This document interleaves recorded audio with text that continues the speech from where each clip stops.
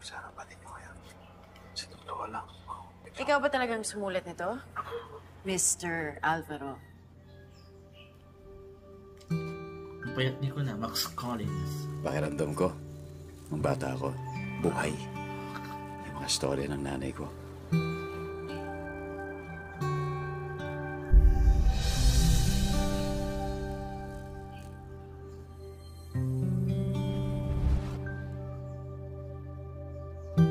Hanggang sa dulo ng mundo.